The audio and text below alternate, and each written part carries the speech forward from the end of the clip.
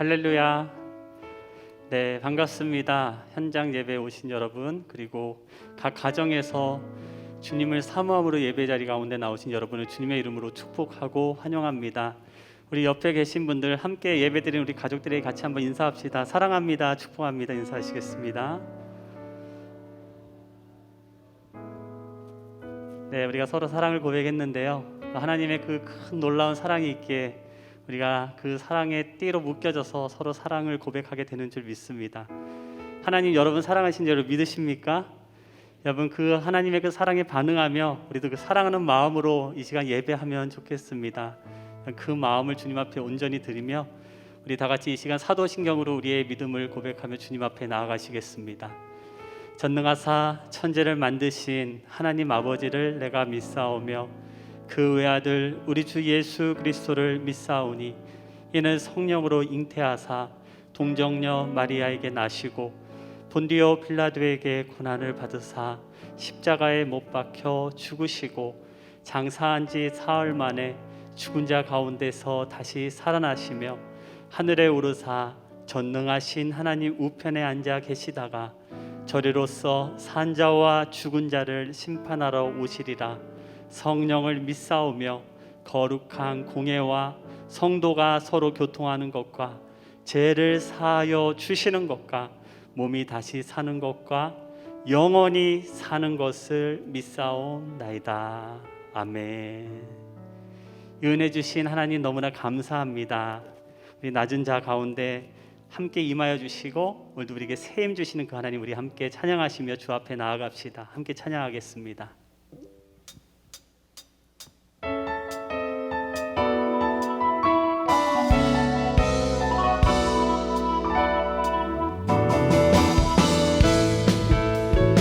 우리 박수 치시며 한번 찬양할까요?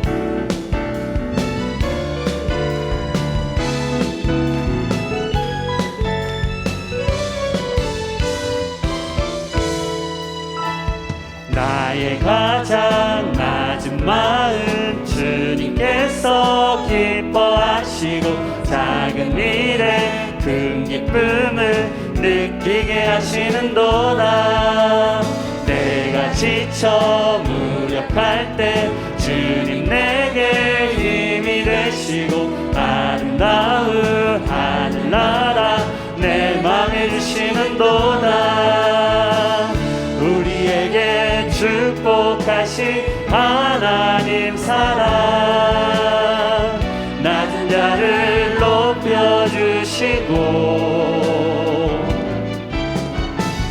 아름다운 하늘나라 허락하시고 내 모든 건 예비하시네.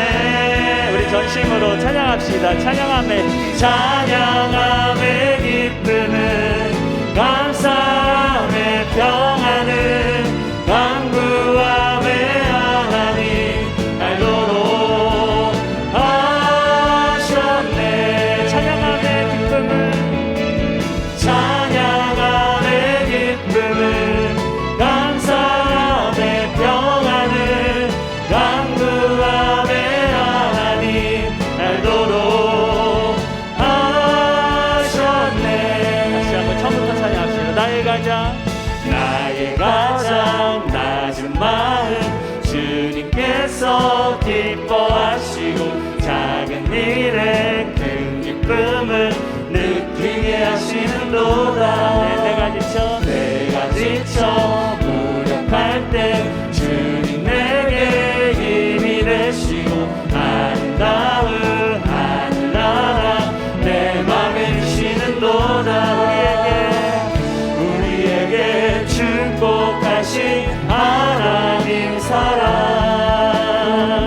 낮은 자를 높여주시고 우리 가운데 아름다운 하늘나라 허락하시고 내 모든 것 예비하시네.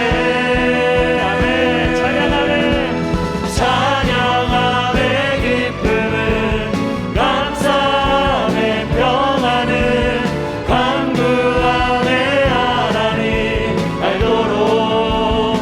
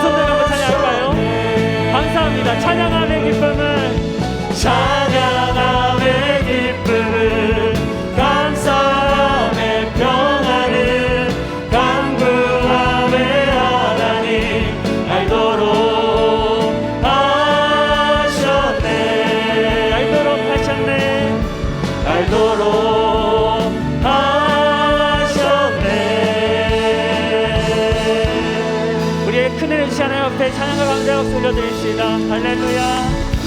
하나님 영광 받으시옵소서. 아멘.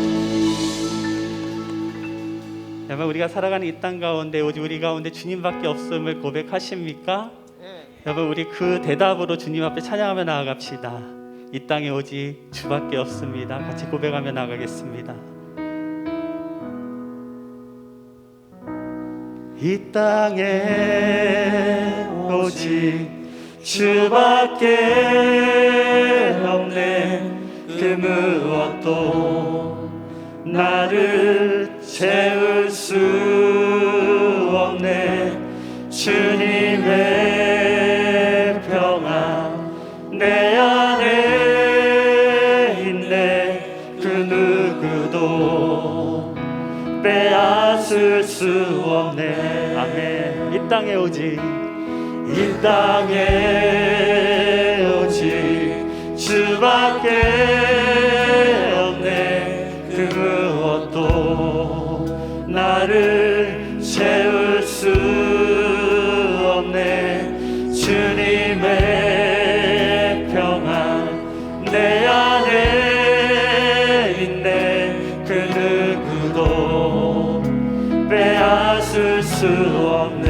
고백하시며 세상은 변해가더라도 세상은 변해가고 소망은 힘을 잃어도 변함없이 붙드시는 그 구원의 손길. 폭풍이 몰려와도 두려움 물러가네. 우릴 위해 싸우시는 그 손을 의지해. 아멘. 이 땅에 오직 이 땅에 오직 주밖에 없네. 그 무엇도 나를 채울 수 없네. 주님의 평안 내 안에 있네. 그 누구도 빼앗을 수. 다시 한번 1절로 외할까요? 세상은 변해가도 세상은 변해가고 소망은 힘을 잃어도 변함없이 붙드시는 그 구원의 손길. 폭풍이 몰려와도 두려움 물러가네. 우릴 위해 싸우시는 그 손을 의지해. 이 땅에 오직 이 땅에 오직 주밖에 없네. 그 무엇도 나를 채울 수 없네.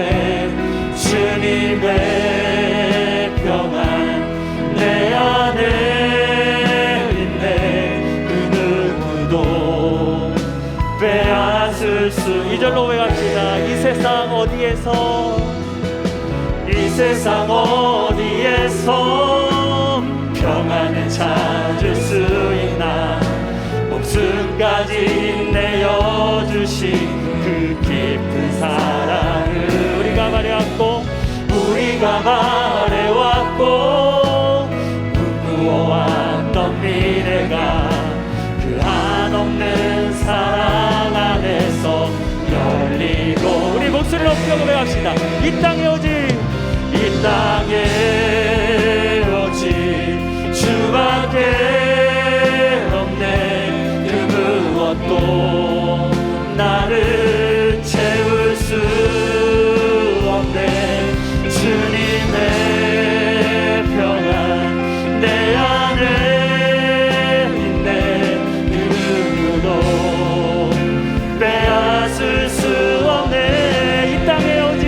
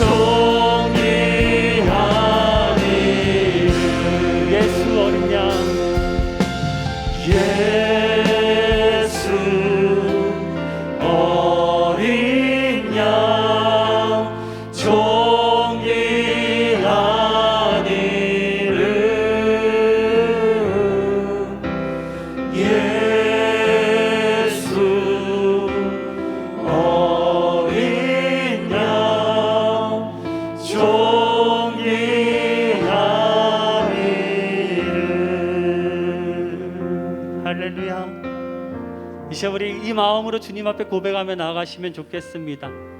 이 땅에 우리 의지할 분 주님밖에 없습니다. 우리의 결핍과 우리의 허물 채울 분 주님밖에 없습니다. 하나님, 그 마음으로 이 시간 예배자로 나아갈 때 하나님 채워주시옵소서. 하나님 만나주시옵소서. 말씀으로 새롭게 우리를 세워주시고 하나님의 능력의 힘을 볼 수 있도록 이 시간 함께하여 주시옵소서. 간절히 소원하는 마음으로 주여 부르시며 기도합시다. 주여. 하나님 아버지 감사합니다. 하나님, 이 땅에 주님밖에 없습니다. 하나님, 우리의 빈곳과 우리의 하나님 허함을 채우실 분 주님밖에 없습니다. 오직 하나님께서 나의 왕 되시며 나의 주인 되심을 고백합니다. 주님 앞에 나아갈 때 예배 가운데 주님 함께하여 주시고 찾아와 주시며 우리 모든 심령들을 주님 만나 주시옵소서. 하나님, 예수 어린 양 되고 주님을 바라볼 때 말씀 가운데 체험받고 세워지는 놀라운 역사 있게 도와주시옵소서. 말씀을 삼아며 나아갑니다. 선포하신 나의 목상 가운데 함께하여 주시고 말씀 받는 우리 모든 심령들 하나님께서 그 마음을 붙들어 주시고 부드러운 마음 되게 하여 주시고 말씀의 놀라운 능력과 역사가 나타나기를 소망합니다. 주님 영광 받아주시며 우리 삶 가운데 오직 하나님만이 하나님 존귀함과 높임을 받으실 수 있도록 하나님 우리를 받으시옵소서. 하나님 홀로 영광 받으시고 높임 받으시옵소서. 주님 감사합니다. 오직 예수님 의지하여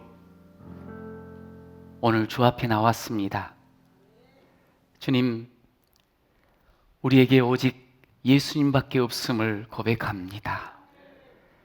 이 땅에 살아가며 우리의 심령과 우리의 삶을 온전히 채우고 이끄실 분은 예수님 한 분이심을 고백합니다. 우리가 여기저기 기웃거리며 살면서 얼마나 많은 상처를 입고 힘겨워 했는지 모릅니다. 오늘 이 시간 다시 주님 앞에 나왔사오니 주께서 우리 한 사람 한 사람을 품어주시고 한 사람 한 사람을 새롭게 하시고 능력으로 채워 주옵소서. 오늘 예배 가운데 주님께서 우리의 예배를 기뻐 받아 주옵소서. 이 시간 먼저 귀한 찬양을 올려드리며 하나님 앞에 예물을 올려드립니다. 기뻐 받아 주시고 예물로 많은 영혼이 살아나고 근심 속에 절망 속에 있는 자들이 하나님 앞에 돌아와 찬양하는 역사를 이루게 하옵소서. 드린 모든 손길 위에 하나님의 놀라운 복과 권세와 능력으로 채워 주옵소서. 예수님의 이름으로 기도드립니다. 아멘.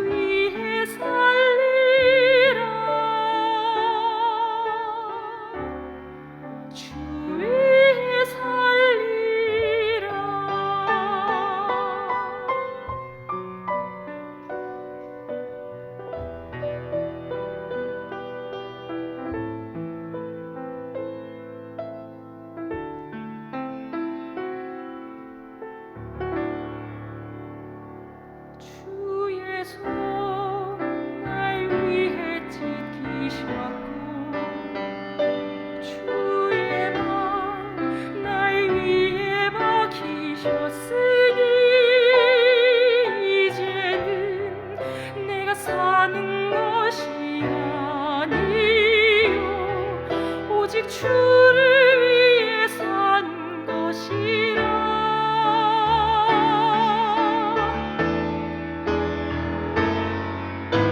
주의 손에 나의 손을 보이고 또 주의 말에 나의 말을 보이오. 나 주와 함께 죽고 또 주와 함께 살리라. 영원토록 주 위에 살리라. 주 위에 살리라. 주 위에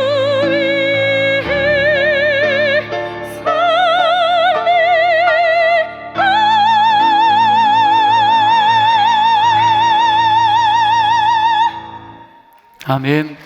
주님 위해 살겠습니다. 우리 김경미 집사님, 조미선 집사님 아름다운 찬양으로 우리 하나님께 올려드렸습니다.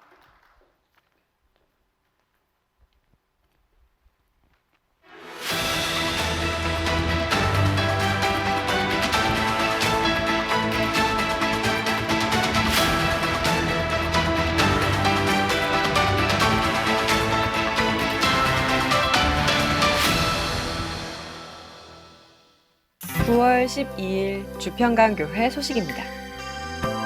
추석 한가위가 다가오고 있습니다. 가족들과 함께 위로와 사랑을 나누면서 하나님 안에서 풍성한 한가위 보내시기 바랍니다. 명절 예배 순서지가 2층 로비에 비치되어 있습니다. 명절에 가족들과 함께 예배드리기 원하시는 분들께서는 가져가 주시기 바랍니다. 새생명 축제를 위한 태신자 작정 순서가 9월 26일과 10월 3일 주일 2주에 걸쳐 진행됩니다. 사랑의 마음으로 기도하시면서 태신자를 작정해 주시기 바랍니다. 2021년 가을학기 양육과정과 JBA 신청을 받고 있습니다. 자세한 내용은 주보를 참고해 주시길 바라며 신청을 원하시는 분들께서는 담당 교역자나 주평강원을 통해서 신청해 주시기 바랍니다. 간추린 소식입니다.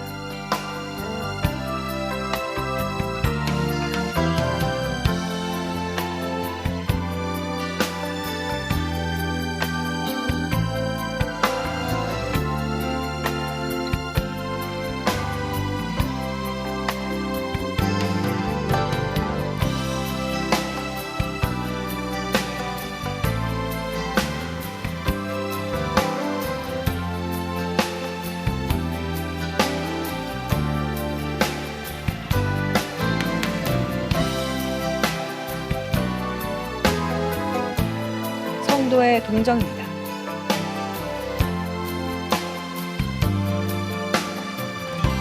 자세한 소식은 주보를 참고해 주시기 바랍니다. 슬픔 당한 가정이 있습니다. 많이 위로해 주시고요.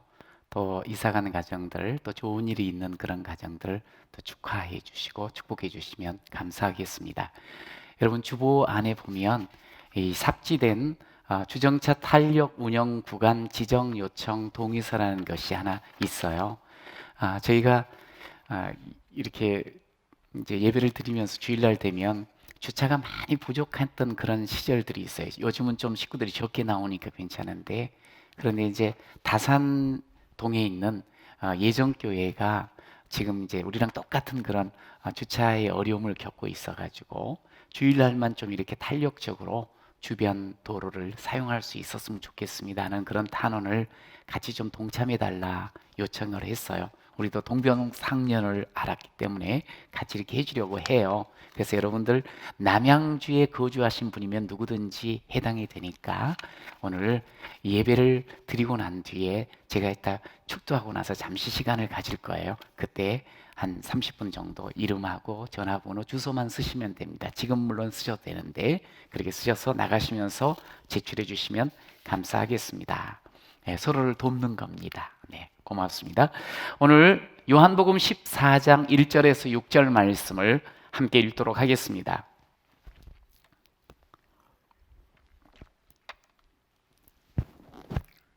요한복음 14장 1절에서 6절 말씀을 같이 읽겠습니다. 너희는 마음에 근심하지 말라. 하나님을 믿으니 또 나를 믿으라. 내 아버지 집에 거할 곳이 많도다. 그렇지 않으면 너희에게 일렀으리라.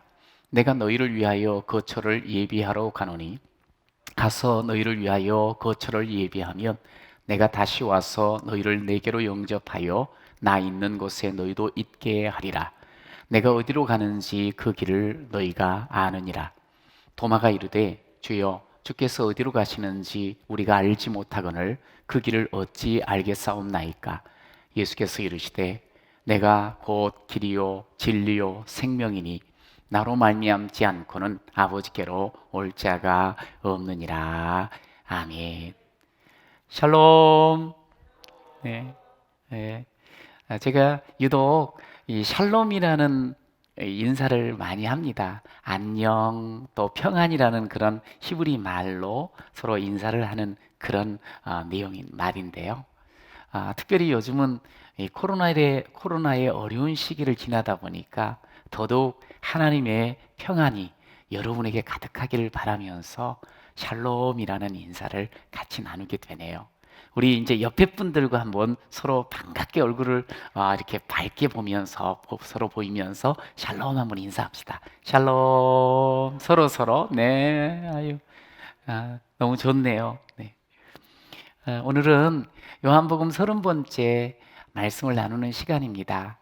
너희는 마음이 근심하지 말라. 이렇게 시작되어지는 요한복음 14장 또 15장, 16장을 다락방 강화라고 이야기를 해요. 다락방에서 예수님께서 제자들에게 설교하셨다는 거지요. 우리가 또 알고 있는 심령이 가난한 자가 복이 있나니 하면서 마태복음 5장, 6장, 7장은 산상수훈, 산상설교라고도 이야기를 합니다. 산상설교는 예수님이 이제 사역을 막 시작하면서 산에서 많은 무리들을 앞에 놓고 우리의 삶의 원리가 무엇인가를 밝혀주는 설교셨고요.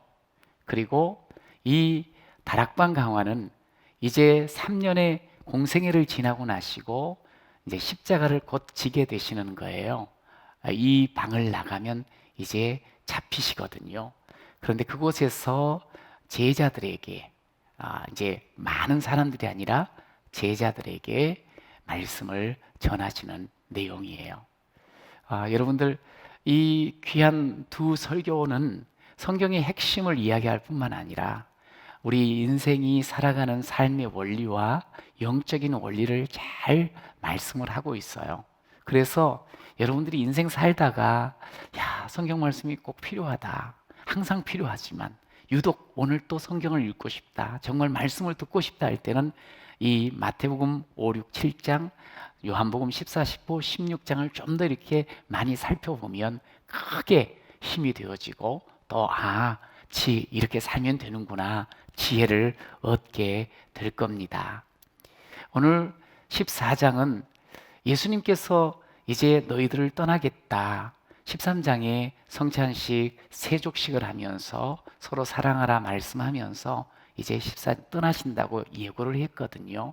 그랬더니 제자들이 예수님이 떠나게 되니 얼마나 마음에 근심이 많은지 또 걱정이 되는지 많이 근심하고 있었어요. 그럴 때 예수님이 근심하지 말라 이렇게 오늘 말씀을 하신 겁니다. 오늘 이제 설교 제목이 뭐냐면 따라하세요. 오직 믿음으로. 시작. 오직 믿음으로 우리가 어떠한 상황을 만나든 어떠한 어려움을 겪든 간에 오직 믿음으로 서야 돼요. 그 믿음으로 설 때 우리는 근심을 이겨낼 수가 있는 거예요. 자, 첫 번째 소대지를 따라 하십시다. 왜 근심합니까? 시작. 오늘 제자들이 근심하는 것은 어찌 보면 너무나 자연스럽고 당연한 그런 모습입니다. 말씀드린 것처럼 세족식과 성찬식을 통해서 예수님이 이제 내가 떠난다. 그런데 내가 떠나지만 너희들은 그곳을 함께 갈 수가 없단다. 이렇게 예고를 하셨어요. 그 이야기를 들은 제자들은 여태까지 3년 동안 함께 늘 하셨거든요. 그리고 예수님을 믿고 따르는 그 예수님, 늘 이제 의지하고 예수님이 중심이 되셨는데 그분이 떠나신다 그러고 자신들은 따라갈 수가 없다 그러니 이게 얼마나 걱정이 근심이 많겠어요. 사실 자신들은 예수님이 나를 따라오라 해서 모든 것 다 버려두고 예수님 쫓았거든요. 그리고 오직 예수님 바라보며 여기까지 왔는데 지금까지 모든 쌓아왔던 삶이 다 한꺼번에 무너지는 듯한 그런 상황을 맞이한 거지요. 이제 상실감과 또 앞으로 닥칠 그 변화에 대해서 너무너무 두려운 거예요. 그때 예수님이 두려워하지 말고 여기 근심하지 말라고 말씀을 하셨어요. 여러분, 이 근심하다, 헬라어로 타라소인데 타라소, 이 말은 물이 출렁출렁이는 이런 그 단어에서 유래가 된 타라소예요. 무슨 말이에요? 제자들의 지금 마음의 상태가 마치 파도가 치듯 요동치고 있다는 거예요. 예수님이 떠나고 난 뒤에 홀로 남게 되어지는 자신들, 이제 닥칠 여러 가지 일들을 생각해 보니까 마치 파도가 막 치는 그런 바다처럼 자기 마음속에 그렇게 출렁이면서 불안함이 가득 찼다는 것을 우리에게 보여주고 있어요. 이제 어떻게 우리가 하지? 지금까지 예수님 따르면서 나름대로 꿈이 있었고 기대감이 가득 찼는데, 야, 예수님 나라가 임하면 우리가 이렇게 되겠구나. 그런데 그것이 완전히 무너져 버린 거예요. 더 이상의 이제 주님의 위로도 도움도 더 이상의 주님의 능력도 볼 수가 없는 그런 상황. 이제 곧 닥친다는 거지. 그러니 마음이 막 출렁이듯 그렇게 요동치며 근심으로 가득 채워진 그런 상황인 것을 알려주고 있어요. 여러분, 제자들이 참 근심하고 있어요. 많이 근심해요. 크게 근심해요. 그런데 여러분, 제자만 근심하던가요? 여러분, 오늘 우리는 어떤 모습으로 살고 있습니까? 여러분, 우리는 왜 근심하며 언제 근심하는지 한번 살폈으면 좋겠어요. 아침에 일어나서도 근심, 정심, 그 대낮을 살아가면서도 걱정, 근심, 잠자리에 들면서까지 혹 근심하며 살고 있지는 않는지요? 도대체 무엇 때문에 근심하고 있습니까? 자식 때문이라고요? 예, 그럴 수 있죠. 돈 때문에요? 여러분, 그럴 수 있습니다. 건강 혹시 상할까봐 근심할 수 있습니다. 불확실한 미래를 생각하면서 근심할 수 있죠. 요즘처럼 코로나 때문에 더 근심할 수 있지요.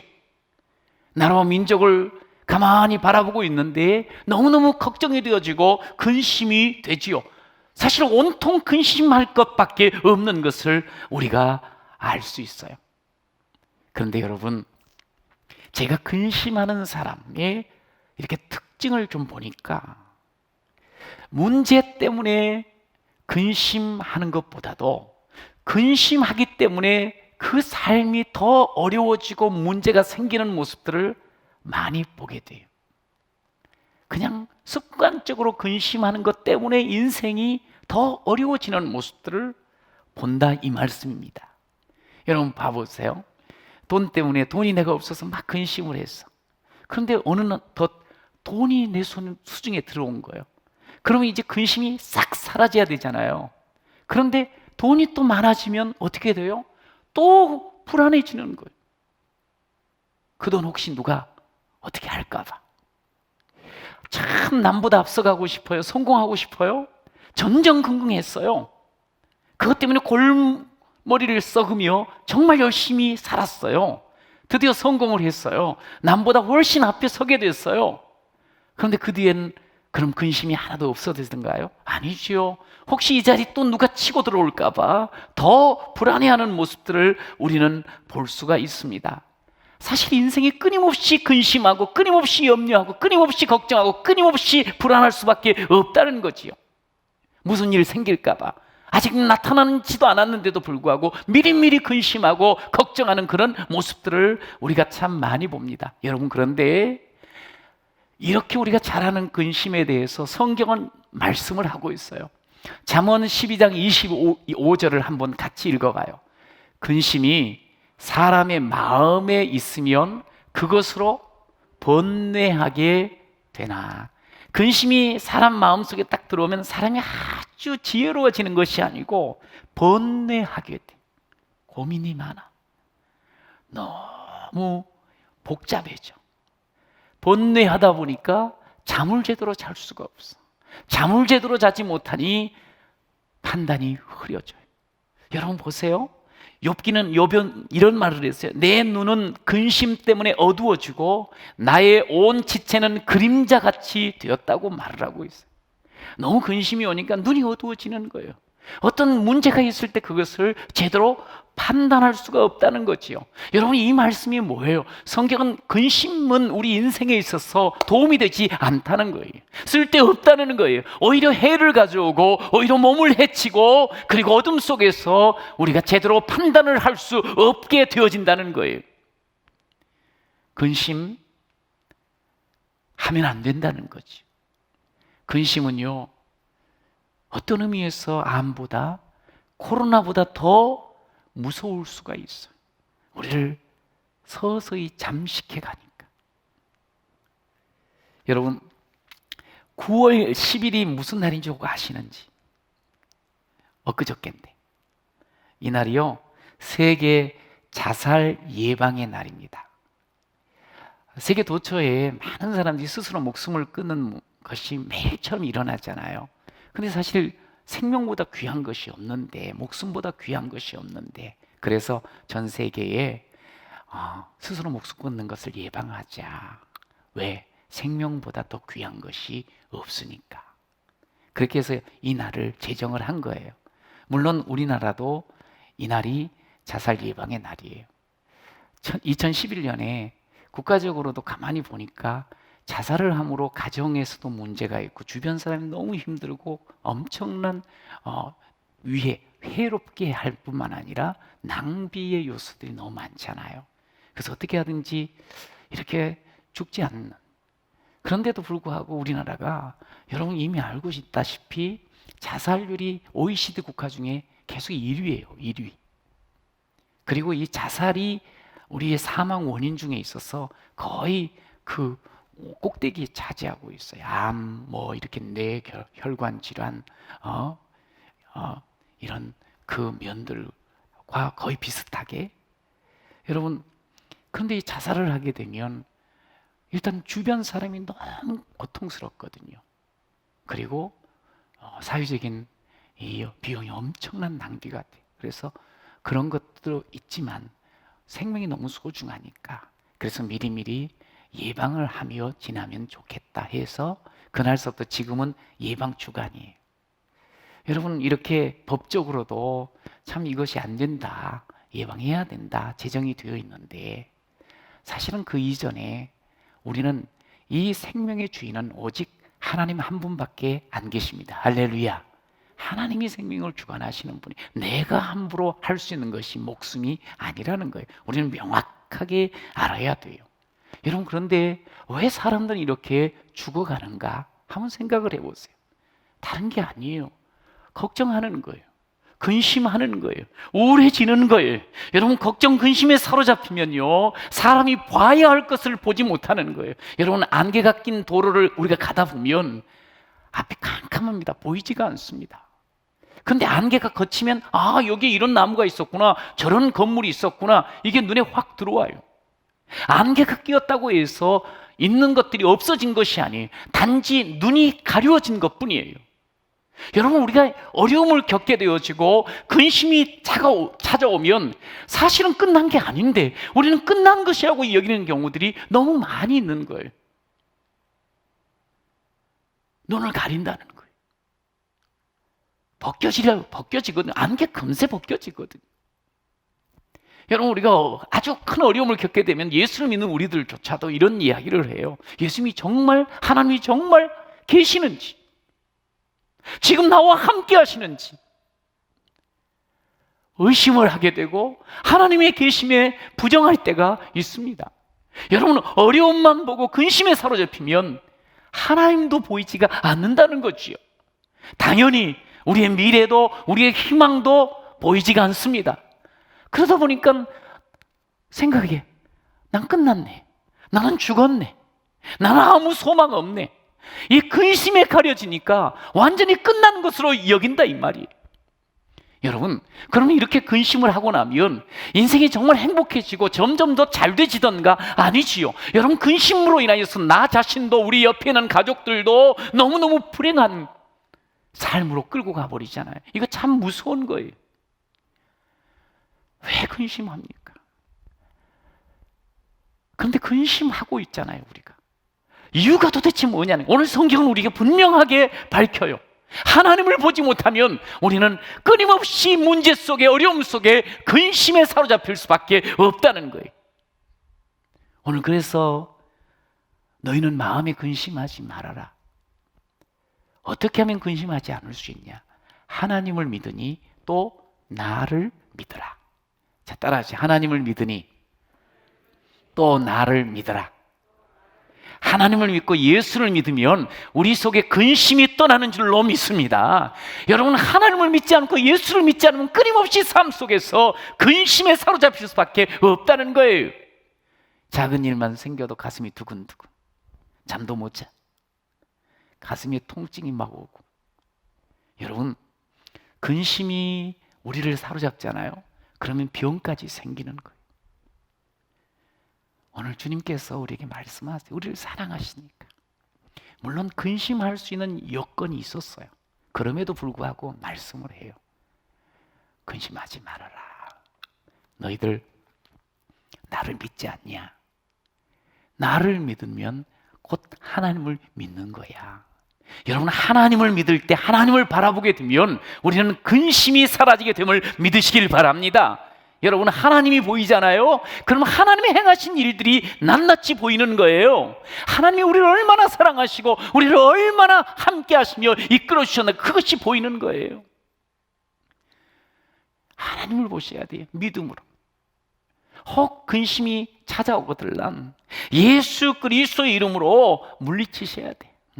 나는 예수 믿는다. 예수 이름으로 명하노니 모든 근심, 염려, 걱정, 불안 떠날지어다. 할렐루야. 예수를 믿으면서 믿음으로 나아가면 주님이 하신 일을 보고 주님이 약속하신 것을 우리가 분명하게 확인하면 근심이 떠나고 염려, 불안이 떠날 줄로 믿습니다. 여러분, 아브라함이 믿음의 조상이잖아요. 아브라함에게 하나님께서 이 말씀을 하셨지요. 1절 한번 읽어볼까요? 창세기 12장 시작. 너는 너의 고향과 친척과 아버지의 집을 떠나 내가 내게 보여줄 땅으로 가라. 자, 이 말씀을 처음 아브라함이 받았을 때 그 느끼는 감정이 어떤 감정이었을까 한번 생각을 해보실래요? 어느 날 갑자기 하나님이 말씀을 하시는 거예요. 너 떠나라. 너 고향 떠나라. 너 아버지 집 친척들을 떠나라. 여러분, 갑작스럽게 알지도 못하는 곳, 끊임없이 변화가 예상되어지는 그곳을 향해서 가라고 할 때 얼마나 마음이 두근거렸을까, 걱정이 됐을까. 사람이니까. 여태까지 자신이 안정을 누렸던 이 고향 땅, 자신이 삶을 살기 위해서 애쓰며 그리고 쌓아놓던 그 모든 환경, 그 익숙한 환경, 경제적이기도 하고 관계적이기도 하고, 그리고 이곳에 있어야지 앞으로도 더 잘 될 것 같은데 떠나라고 주님께서 말씀을 하시는 거예요. 참 두려웠겠지요. 그런데 그 두려움과 근심에 눌러앉지를 않아요. 변화가 예상되어지는 이때 그는 더 내게 말씀하시는 하나님을 믿고 걸음을 옮기기 시작하는 거예요. 여러분, 근심에 눌러앉아서 우리 인생이 달라지는 것이 하나도 없습니다. 하나님을 바라보고 믿음으로 발걸음을 옮기고 믿음으로 삶을 헤쳐나갈 때 우리 하나님께서 근심으로부터 벗어나게 하실 줄로 믿습니다. 여러분, 근심에서 벗어나야 해요. 근심에서. 근심에서 우리는 다 벗어나기를 원해요. 그렇다면 다른 거 없어요. 여러분, 하나님을 제대로 믿으면 우리는 근심으로부터 벗어나는 자가 될 줄로 믿습니다.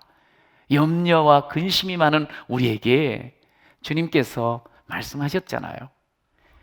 공중의 새를 이렇게 보여주시면서, 자, 농사도 하지 않고 길쌈도 하지 않는데, 창고도 짓지 않는데 굶어 죽는 거 봤더냐? 들에 아주 예쁘고 아름다운 백합화를 이야기하시면서, 그들이 어떻게 해서 그렇게 됐더냐? 걱정하면서 그렇게 되더냐? 그러면서 이렇게 말해요. 하물며 너희일까 보냐? 공중의 새, 들의 백합화보다 너희들이 훨씬 더 귀하다는 거예요. 훨씬 더 귀한 너희들, 내가 입히고 내가 먹이며 내가 너희 인생을 책임져 줄게. 여러분, 오늘 주님이 분명코 우리를 너무너무 귀히 여기시며 약속하시기를 내가 책임져 주마. 할렐루야. 여러분, 이 주님을 믿을 때 우리는 근심에서부터 벗어나는 놀라운 역사를 맛보게 될 줄로 믿습니다. 여러분, 결국 근심의 해법은 다른 게 아니에요. 믿음이에요, 믿음. 여러분, 하나님이 살아계심을 믿으십니까?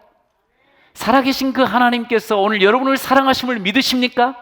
사랑하신 그 하나님께서 지금도 역사하고 계심을 믿으십니까? 예.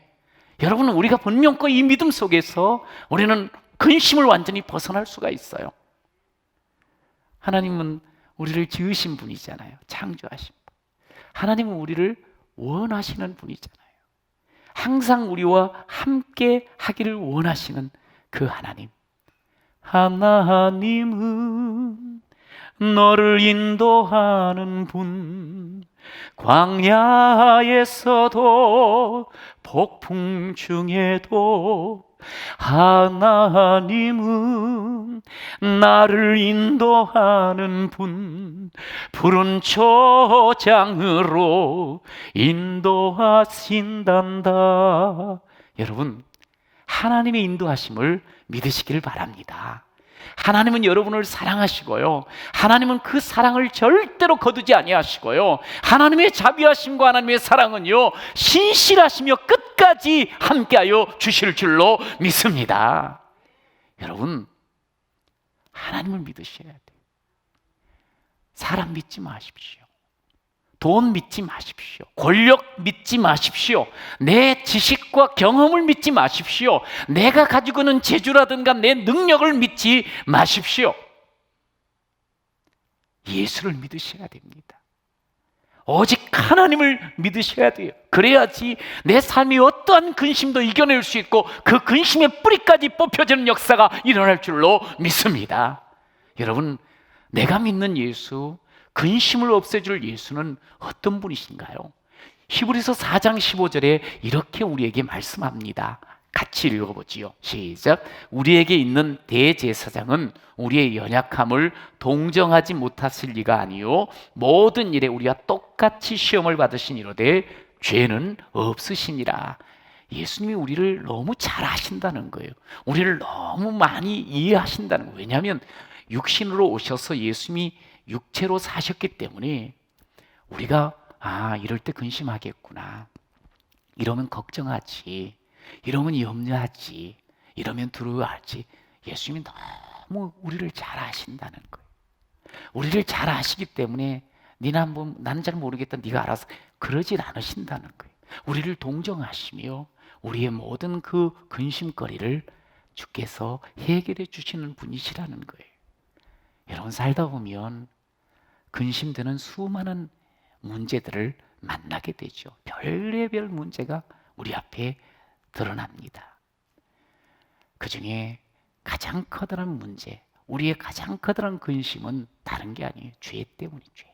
근데 문제는 죄를 스스로 좀 해결해 보고 싶은데 해결할 수가 없는 거예요. 예수님이 그런 우리 죄 용서해 주시고 해결해 주시고 우리를 품어주신 분 아니십니까? 그러면서 우리 인생에 있어서 가장 커다란 걱정거리는 뭐냐면, 근심은 결국 죽음의 문제예요. 죽음의. 여러분, 그런데 우리가 죽음을 근심하지 않아도 되는 게 있어요. 예수 믿는 우리는 죽어도 사는 자가 되는 줄로 믿습니다. 죽어도 살아요. 이 세상이 다고 죽음이 끝이라고 하면 근심할 수 있죠. 그러나 세상이 다가 아니에요. 죽음이 끝이 아니에요. 우리는 죽음조차도 천국 가는 길인 것을 우리는 알고 있어요. 여러분, 그러니 이 죽음도 근심거리가 안 된다고 하면 어지간한 일들, 아니 인생의 근심으로 찾아오는 그 문제들, 여러분 근심하지 않을 수 있지 않겠습니까? 여러분, 예수를 믿으십시오. 죽음도 이긴 자인 줄로 믿으시기 바랍니다. 제가 용인에 있는 샘물 호스피스 병원에 여러 번 가봤어요. 근데 그곳은 어떤 분이 계시는 거 아니, 이제 곧 돌아가실 분들이 계시고 그분들을 간병하는 분과 가족들이 있어요. 그런데 참 그곳에 가면 평안이 흘러요. 참 사람들이 밝은 모습으로 서로를 대하고 있어요. 여기가 그런 곳이 아닐 것 같은데 어떻게 그럴 수 있을까? 그 기관을 만드신 분이 원주희 목사님이라는 분인데, 그분이 이런 책을 써서 그 호스피스를 소개를 하고 있어요. 병원을. 사랑은 멈추지 않는다.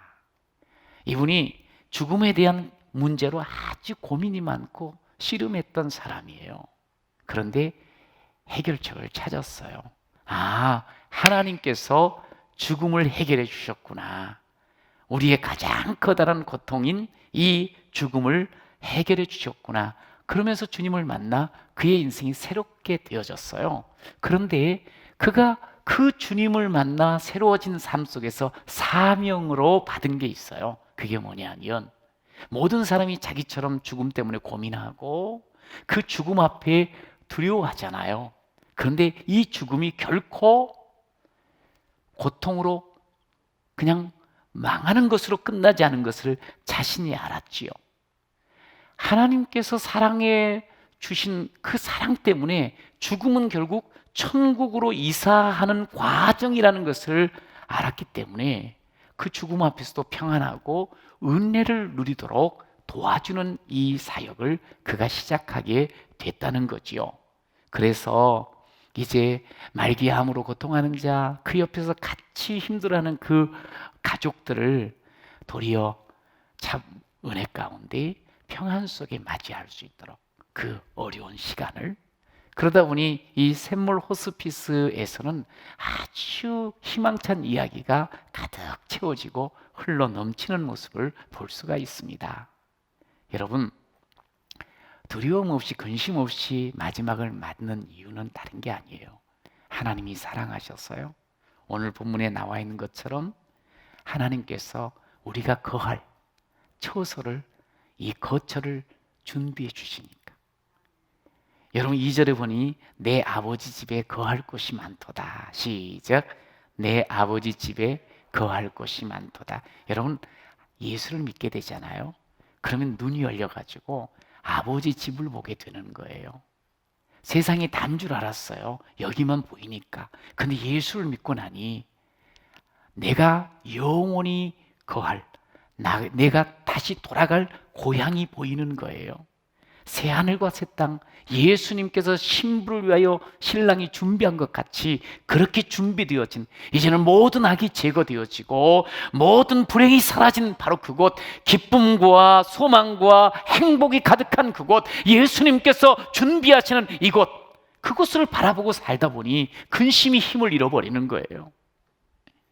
여러분, 우리가 초막에 살지라도, 우리가 정말 돈이 없어서 늘 그냥 궁핍함 가운데 있을지라도, 내가 미래가 불안정해가지고 불투명해서 그렇게 어려움이 있어도 여러분 근심하지 마세요. 여기가 다가 아니에요. 여러분, 주님께서 거처를 이미 준비하고 계세요.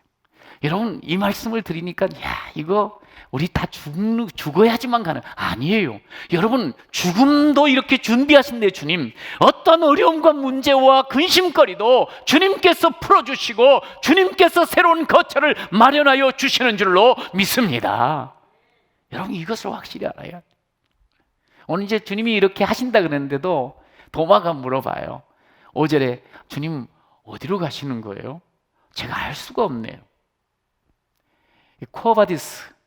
코어바디스란 영화 알잖아요. 거기 코어바디스 도민에 이게 그 도마가 물어보는 거고 베드로가 36절 13장에도 똑같이 물어요. 주님 어디로 가십니까?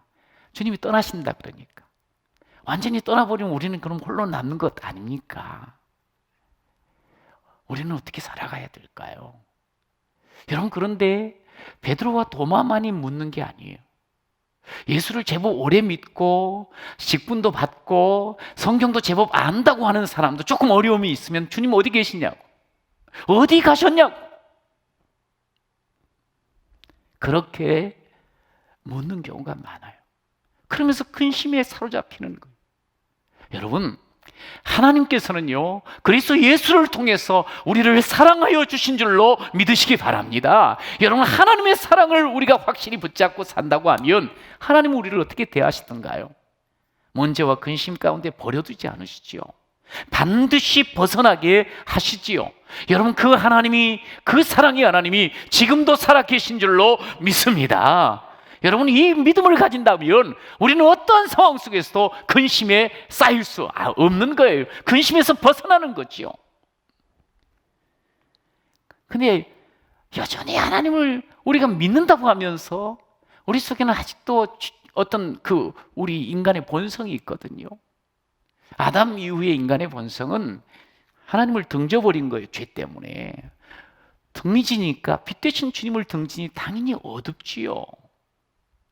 여러분 그런 우리 인생에 대해서 이사야 44장은 이렇게 설명을 하고 있어요.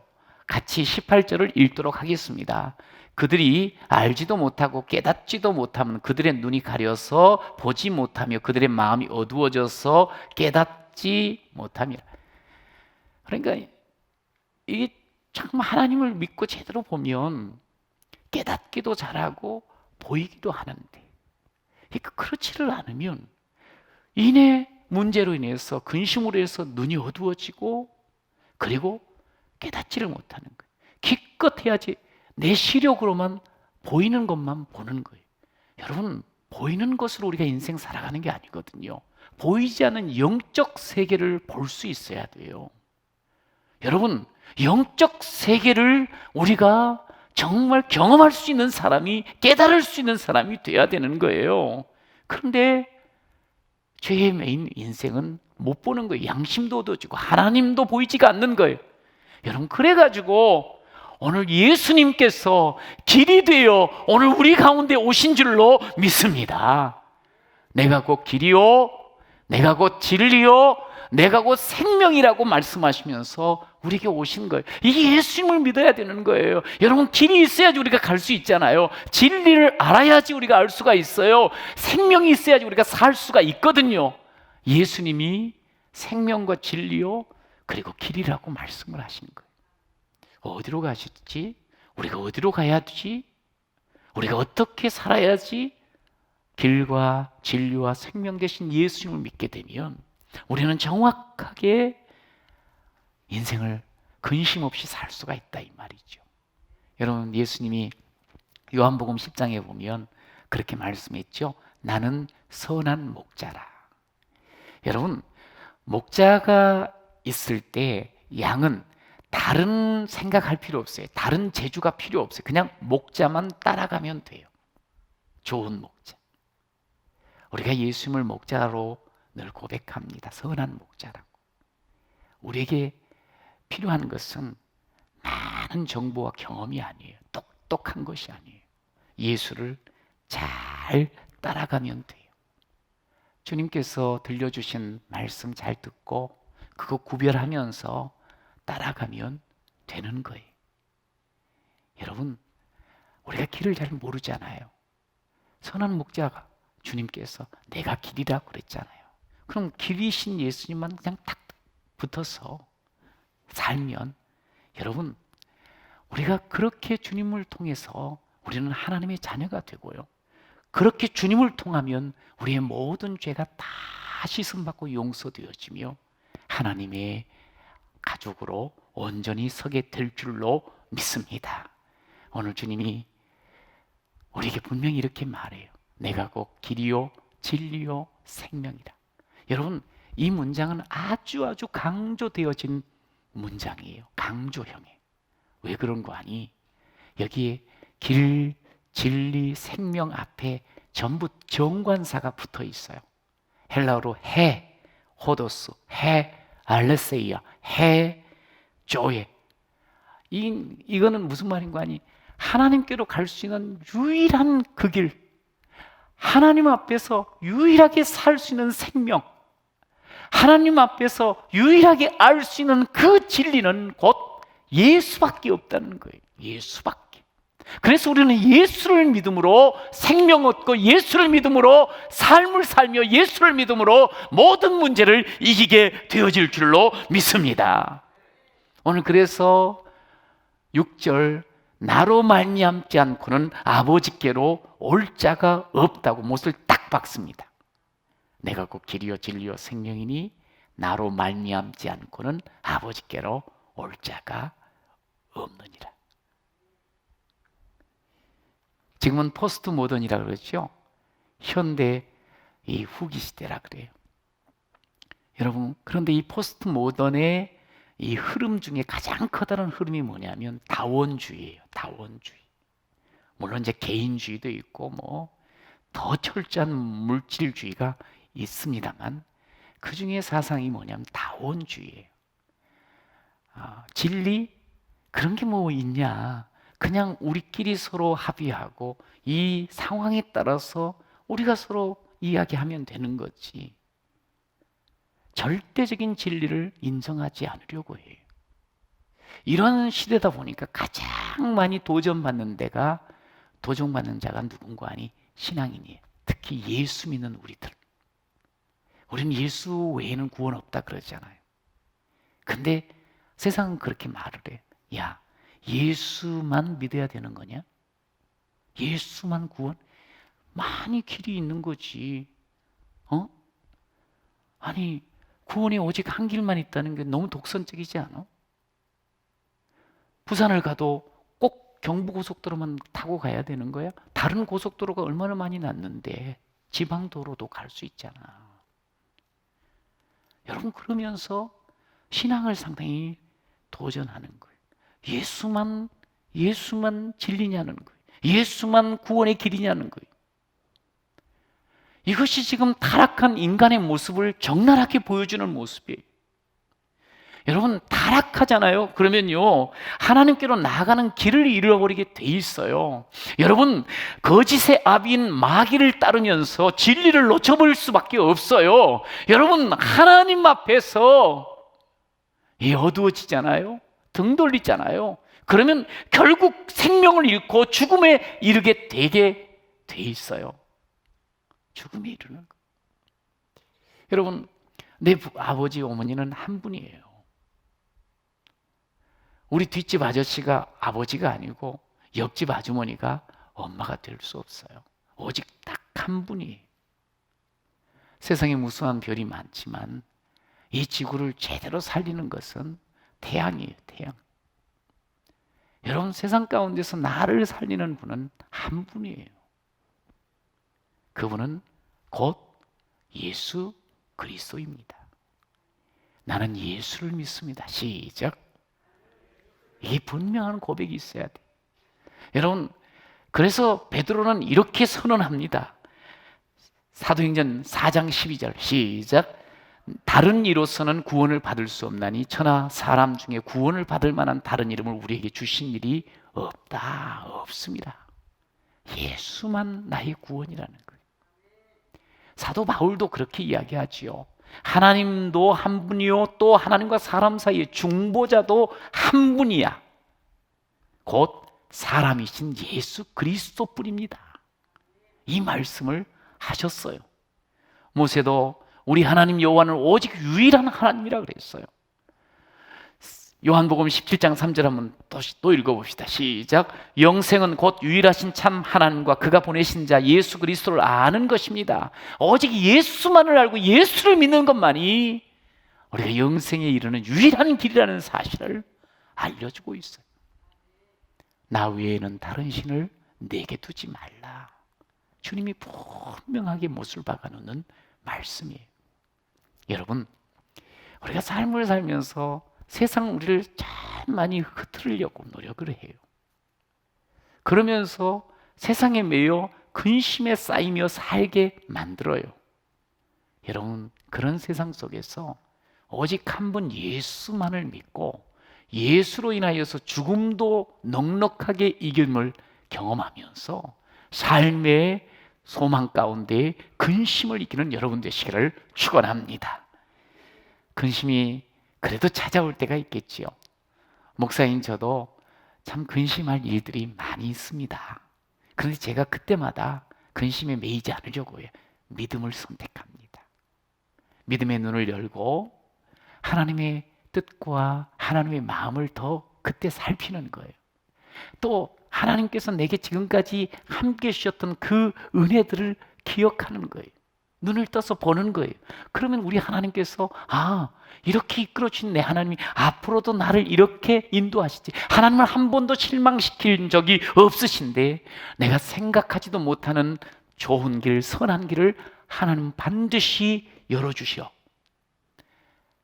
가끔씩 근심의 한계가 쌓여가지고 아무것도 보이지 않는 그런 상황이 있을지라도 여러분 믿음으로 선택하고 믿음으로 눈을 뜨시면 돼요. 그러면 어려움에 사로잡히지 않고 도리어 근심에서 벗어나는 그런 놀라운 은혜를 누리게 될 줄로 믿습니다. 우리에게 다가오는 문제도 있어요. 누구에게나 다 있어요. 그러나 이 문제로 인해서 근심에 사로잡혀 아무것도 없다, 끝났다고 생각하지 마세요. 여러분, 문제는요, 하나님께서 우리에게 내가 너 얼마나 사랑하는 줄 아니? 하나님을 좀 더 깊게 알아갈 수 있고 하나님을 보다 개인적으로 알아갈 수 있게 하나님께서 기회로 주신 것이 어려움과 문제인 것이에요. 여러분, 거기에서 근심에 사로잡히면 아무것도 보이지 않지요. 세상은 많이 근심에 사로잡혀서 그런데 우리는 하나님을 믿으면서요, 근심에서 벗어나 정말 샬롬을 누리는 그런 모습으로 샬롬을 이야기하고 샬롬을 나누어주는 그런 귀한 성도가 되시기를 축복합니다. 하나님께서 오늘도 살아계셔요. 여러분을 사랑하셔요. 여러분 모든 근심, 심지어 죽음조차도 이겨버리신 주님께서 우리의 모든 삶의 걸음걸음 우리에게 승리 주실 것을 믿고, 그러면서 우리 하나님께 승리의 걸음, 더 믿음의 걸음으로 걸어가는 여러분 되시기를 간절히 축원합니다. 우리 다 같이 일어나 주실까요? 함께 오늘 말씀을 기억하며 나는 믿습니다 한 고백을 하며 하나님 앞에 온전히 찬양하는, 그리고 세상을 향해서 선포하는 그런 우리가 되기를 바랍니다.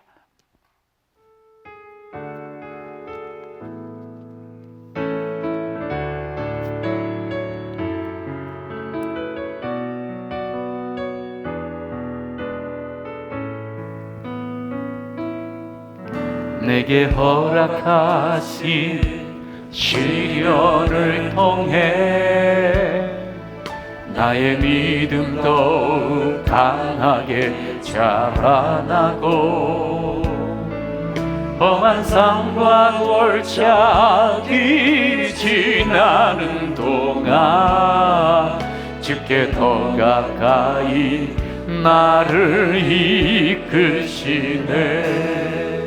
내가 겪는 시험이 어렵고 힘겨워도 내 주님보다 크지 않네. 내 앞에 바다가 갈라지지 않으면 주가 나로 바다 위 걷게 하리. 나는 믿네. 주의 능력으로 내 삶